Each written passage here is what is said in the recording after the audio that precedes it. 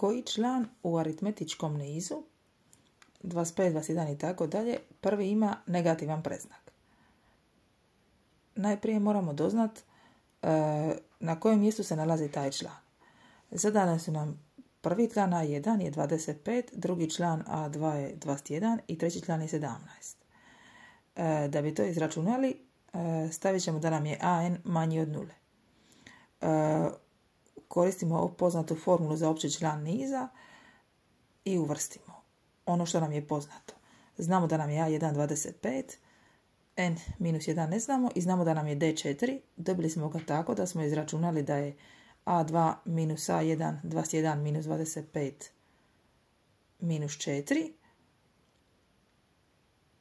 Da bi se osigurali i provjerili da se radi o aritmetičkom nizu, izračunat ćemo D i sa A3 i A2.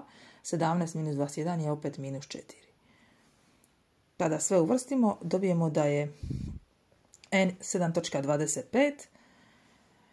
Ako broj dijelimo s negativnim predznakom, nejednakost mijenja stranu, pa je zato N veći od 7.25. Prvi veći cijeli broj od 7.25 je 8, što znači da se prvi negativni član nalazi na 8. mjestu.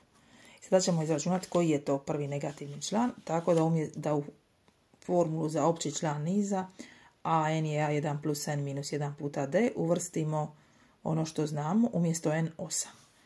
Pa je A8 jednako 25 plus 8 minus 1 puta minus 4 i to je minus 3.